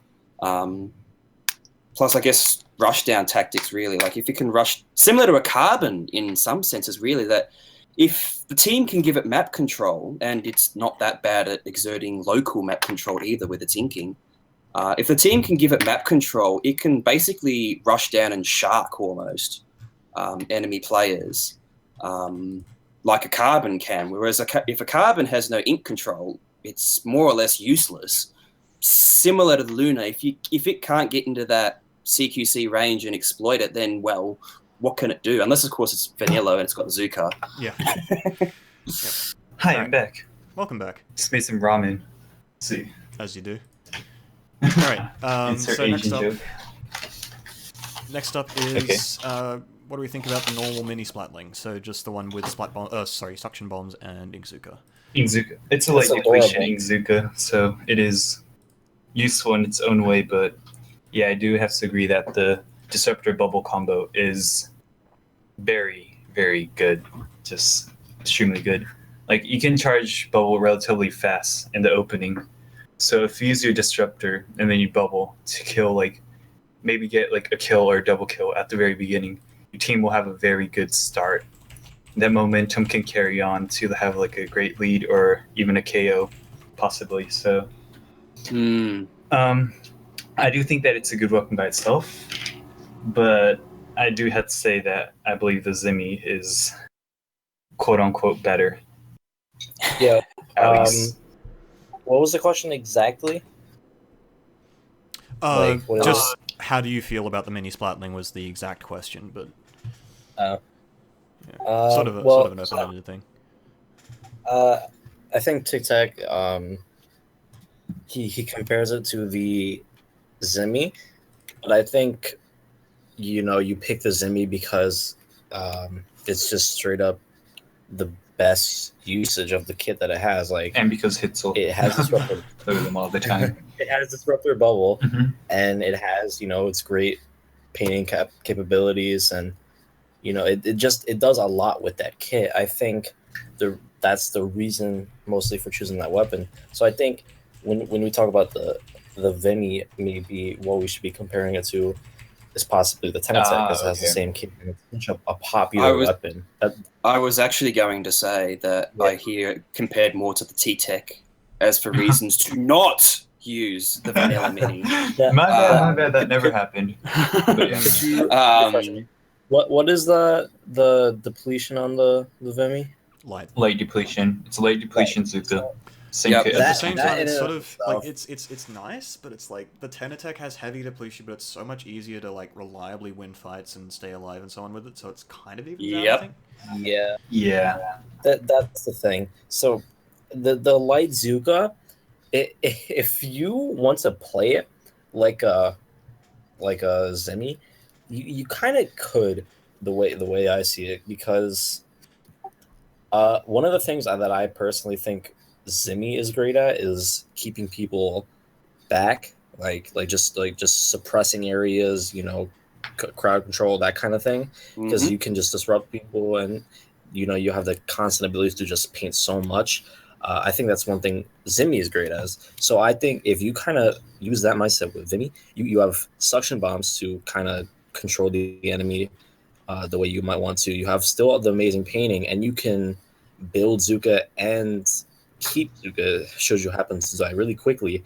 So you could kind of try to use suctions and Zukas as an extension of your painting.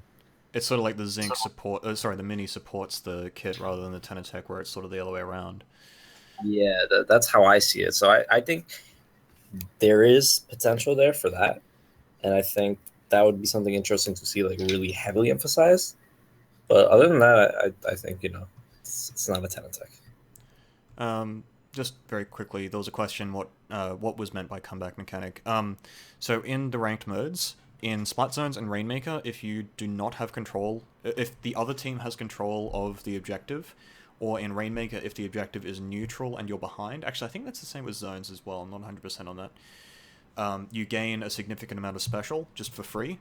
In tower control, it's actually the opposite. If you're standing on the tower and have control of it, you gain actually a very small amount of special every second. And I think it's also like if the tower's neutral and you're behind, you gain a small amount of special as well. I'm not 100% on that. I've been meaning to retest it for a while.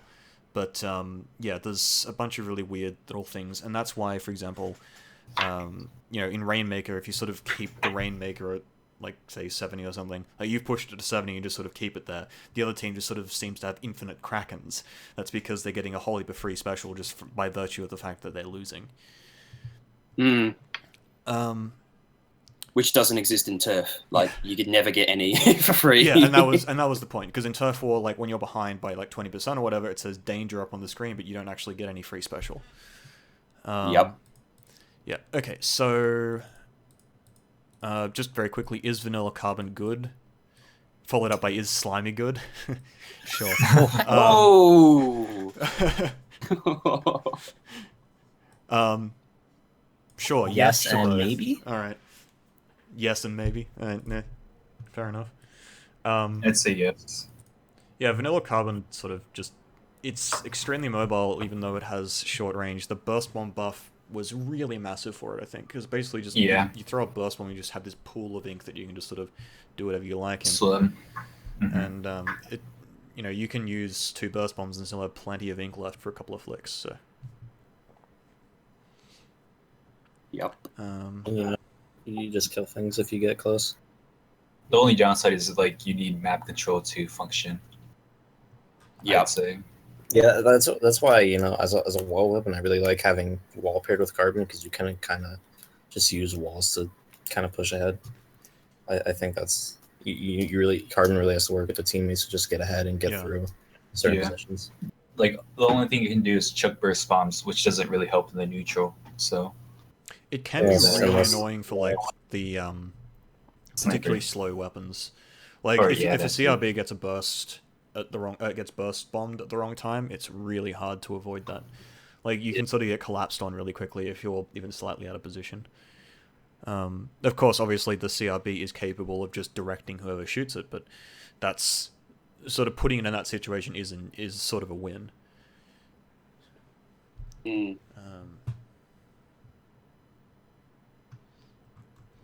There was a question that was actually PM'd to me.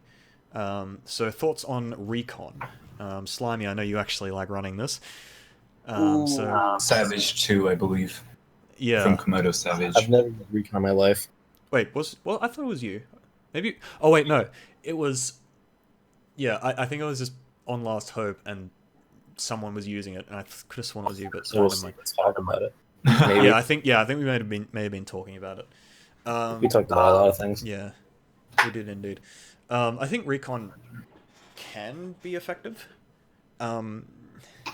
It's sort of a. And this actually, there was a question before that I forgot to go through, which was the difference between an aggressive and a defensive weapon. And I think you can sort of answer both in roundabout the same way, which is recon is a very support-oriented ability. Now, there are uses for like recon plus stealth jump, for example. If you run, particularly with the method we were talking about with how the Japanese players tend to use stealth jump, you can like you can stealth jump into someone, and then they've moved across the map, but you've got recon on, so you actually know where the other team is, and you can actually follow up and immediately do a pincer with your teammate, for example. So like that's one particular use of it, and that's probably the most offensive use of it that I can think of. But for the most part, it's used as a sort of it kind of pigeonholes you into a sort of supportive role, I guess. Like it works, I guess. But yeah, like, but the thing, because obviously the thing was about attacking offensive versus defensive weapons, and it's the same kind of thing. Is you don't want to be pigeonholing yourself into particular roles, which is why, for example, the Tictac is a top tier weapon. Tictac is really good at a lot of things, but it's not the best at anything in particular, I would say. It's definitely not the best at turf control. It's not the best Inksuka user, although it's one of them. It's not clearly the best weapon at anything in particular, but it is really good at so many different things, which means that if you have a Tictac on your team, you immediately cover a whole heap of different bases. Like, it's good at turf control, which means you can, like, when you get an opportunity, you just paint half the map with your suctions, plus the fact that the weapon is quite good at turfing. It's good in sort of close range engagements. It's good at sharking. It's good at sort of amplifying pushes with a suction and Inksuka sort of combo. It does all these different things. And, CRB, it's a really powerful defensive weapon, but it's also incredibly good at just getting picks that open up the map for your Tictac, for example.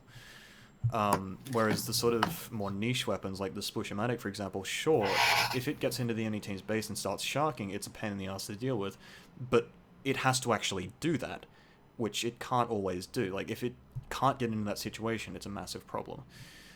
So with the recon and with things like recon, with things like defensive weapons or whatever, like, I know the question was what is the difference between them, but I prefer to not actually look at it in that sense. I prefer to look at it in terms of what a weapon can do in all aspects of a match in order to see if it's actually any good. Yeah, I really agree with that, actually. I think that's a really good way of looking at things. And it's really something you have to think about every time you go into a match. Because, you're not every match is going to go exactly how you plan. So you have to be able to adjust to a certain situation, do what is called for at that time. I guess, the way you would look at a aggressive versus defensive weapon is just raw stats and what a weapon could do better in a certain situation, like playing a defensive role or an aggressive role. Like in terms of aggressive, you're not always going to see a slow weapon like a Hydra running up to people and trying to face rush people. That's not always going to work out. I guess that like those clear-cut definitions would be the obvious way to look at it, but otherwise I'm not really sure if like the phrase is pigeonhole is I don't think it's good at all to kind of lock yourself into a particular mindset one way or the other.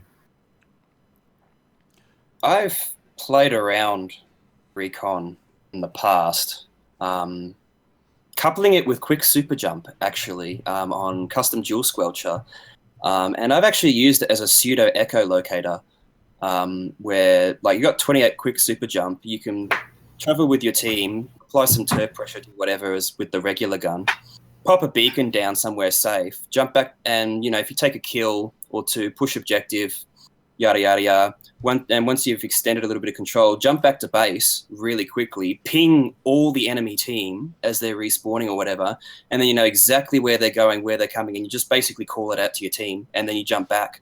Like with like 28 quick super jump, you're back in like 4.5 seconds, back and forth. It's like really, really fast. And it's just like it's basically almost like a free echo locator almost without the echo. Like, because that's the other thing is, like, it's, now that it's been buffed so that you get, like, recon for 4 whole seconds, you can jump straight in and then keep calling out as you're jumping in, rather than before where you had to actually stand on spawn and call them out and then jump back. So, yeah. And the other thing, of course, is that it tells you exactly what weapons are where on the gamepad, which Echo doesn't, although you can usually guess depending on by the positioning and stuff. But if the team's coming back and they're trying to go for a flank or something, you go, the blaster's trying to go for a flank down here. Like your team instantly knows what's there and how to respond to it. Don't see it happen really done often, but it could be done that way.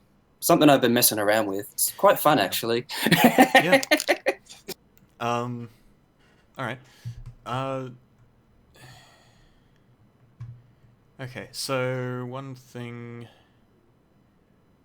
Yeah, do you think the range blaster, the vanilla range blaster, is a good weapon? I'm kind of not wanting to get into this too much, but basically the problem with the vanilla range blaster is its walls are actually a massive detriment to it. Blasters, particularly range blasters, like to be shooting and then following up by chasing. So you shoot, you get a hit marker, you know that they're going to try and retreat, so you swim forward and get the follow-up shot. The problem is that if you have a wall down for that sort of initial thing, you get killed because someone will just suction your wall, and you will just instantly die.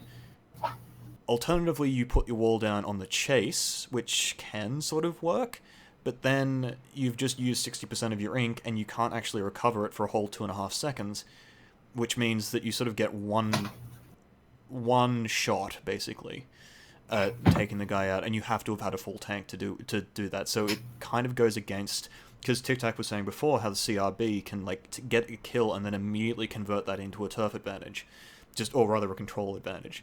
The range blaster moves a lot slower because of its kit. And if you really want to be doing that sort of safe combo kind of thing, the Grim is a much better answer for that, I believe. Because, the combo is cheaper, it's probably just as safe because you actually have turf control on top of the wall, instead of having a wall, which doesn't really help you. Just trying to get a timing around it. Did the range blaster come out before the massive splash wall nerf with the 2.5 second ink recovery penalty? I believe so. I think it was Because out for a while. Because I think the splash wall thing came after the blaster nerf, the one that made it so you can't one shot with AoE. Yeah. I think it came after that, and the range blaster was definitely out before that nerf, because I remember using the range blaster in a competitive match with stack damage and just doing stupidly overpowered things with it. So that, yeah. Everybody hated it when it came out. No. The water. Yeah. I think if that's the case, then the range blaster just happens to be an unfortunate victim of the splash wall nerf that was more aimed at every other weapon that had splash walls at the time. Range blaster is good if you ignore the sub weapon. I can tell you that. Set quick respawn kappa. But yeah. Stack quick respawning strike. Actually, I wonder if you could do that with the recon build. I did that before, and there's a tournament. It's like random weapons, and I got the vanilla range, so I just didn't use my sub. Yeah, I ignored it. You could use your recon build with that. Like, jump back to base, ink strike while you're at base, and then jump back while you're calling out. Perfect. New meta. That's calling out that it did come out before the massive nerf. Yep. So yeah, it's an unfortunate victim of that nerf, which was aimed probably mostly at 96 Deco. Yeah. And 52. Yeah. Probably the biggest culprit of wall abuse. So yeah, it's just a victim of that, unfortunately. And well, here we are. All right. We'll do one more question, I think, and that will cap it at 2 hours, I think. Yep. So this is actually an interesting one. So, do you think it's unnecessary for the scoped and non-scoped charges to have different ranges? And I want to actually go into that a little bit more detail as to charges with scopes versus non-scopes. Because I think that's actually something that's only really now becoming relevant, because we have Sploogie and Butter, I think, are the two scopeless E-Litres. Sploogie is amazing. I think so. Yeah, I think it's those two guys. And they've done some pretty impressive stuff with those two weapons.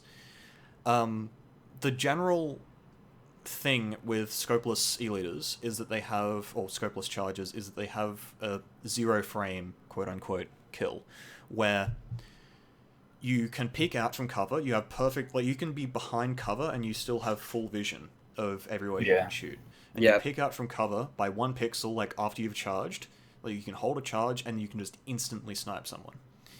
Now, this is at the cost of the lower range, which, yes, I would say that the non-scope charges should have less range, because otherwise they would just be directly better, I think, than the scopes. Even though they're harder to use, because you don't have the same kind of fidelity on your aim, I think if the regular scopes had regular charges had the same range as a scope charger, it would be completely, like, you wouldn't even ask the question of which one to use, I think.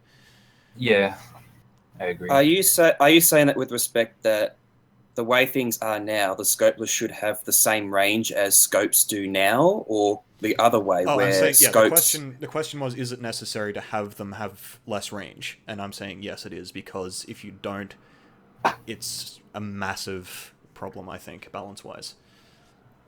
Yeah. Potentially.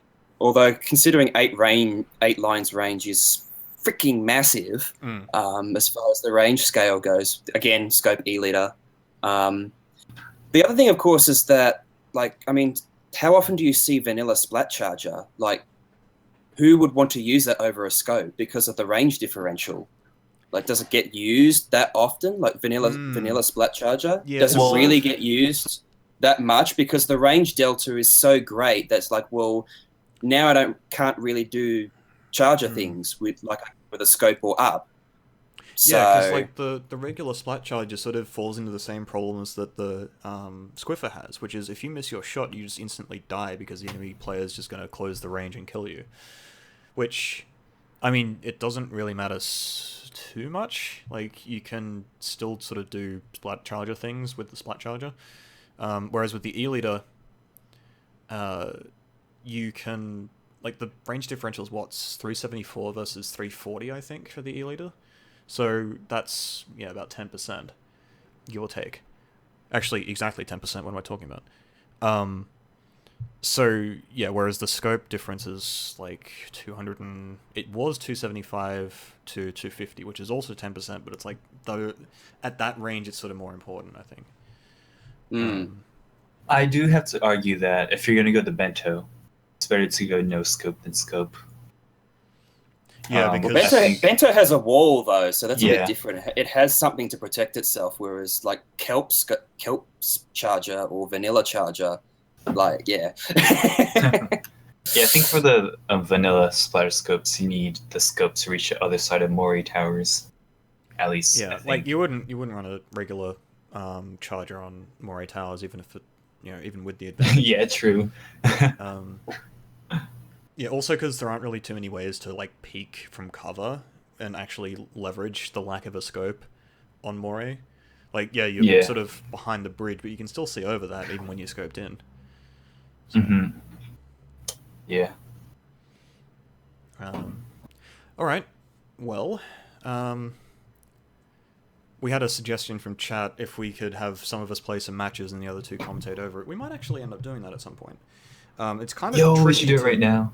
Yeah. Never No, mind. Whatever. I'm very hungry because I haven't actually eaten anything today. I didn't have any breakfast food. So I don't think I'll be doing that today. But I mean, we could definitely give that a shot maybe at some point.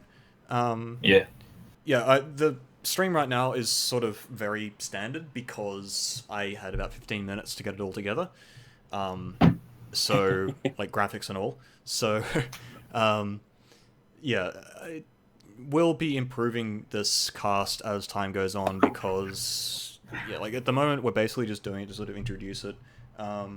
Because, let's face it, a lot of the time when someone, like, says, hey, guys, are you guys interested in doing a podcast? It's like a whole bunch of people say yes, and then that's never heard from again. I don't even know how I got here. Just saying. Yeah, You came in again, on the the sort of host. spur of the moment thing. Yes, Too late, Parachute. you're here now. Yeah, yes, Parachute. We'll be getting new people on in future episodes when we're a bit more organized. If you want to actually join the cast, and you're welcome to head over to the Academy, start discussing things. I think we're gonna make it so that it's voiced people only in the cast. I think that's a reasonable sort of thing. Basically, what we're doing with this cast, if you missed the opening or aren't intending on rewatching, is this is just a thing for the Academy. Basically, we go over some of the hot talking points from the past week, go into them with a little bit more detail, sort of synthesize the arguments, and then let people know what we've been discussing and sort of talk about it ourselves, get some opinions from the chat, etc. And yeah, I think considering how this was basically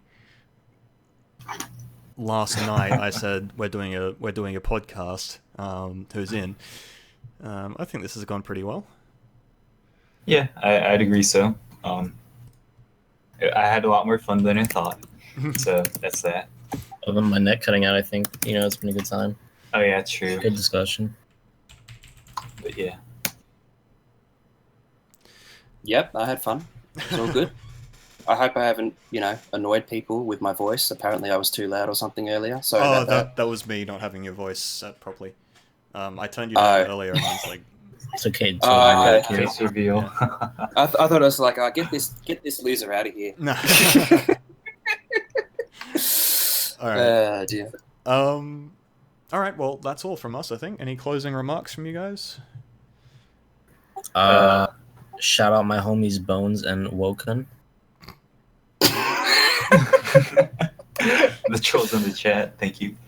Yeah, those guys. They were in the chat at some point. But yeah. Tictac? Shit. Let's see. Yeah. Hi. Great. Excellent. Yeah. That's about it. Moving right along. Invest in quick super jump. Oh boy. Drop out of college. All right. Well, that's all from us for today, friends. Again, this is for the Academy. The link to the Discord is in the stream title if you're interested in joining up. It is free for everyone. Like, you can join away. There's no requirement for any kind of skill level or anything. Basically, just head on in. Feel free to ask questions, discuss things. There is a 10-minute timer on joining before you can actually say anything, so just use that time to sort of familiarize Prevent yourself with trolls. everything. Yeah. It's not, well, it doesn't really prevent trolls, it just sort of makes them mildly annoyed, I guess. Maybe tilts Yeah. their trolling ability, I don't know. Yeah. Yeah. So, we're going to actually make a proper schedule for this podcast over the coming week. It'll probably be on Sundays, like American time, so Monday morning my time. That way it's not conflicting with, tournaments and whatnot. But yeah, I just figured for now it'd be good to get the word out there that this is a thing that's happening. So feel free to... I'm going to have this up on my YouTube channel after we're done streaming here. And yeah, that's all from us. Thanks for watching, everyone. Bye-bye. Cheers. Bye.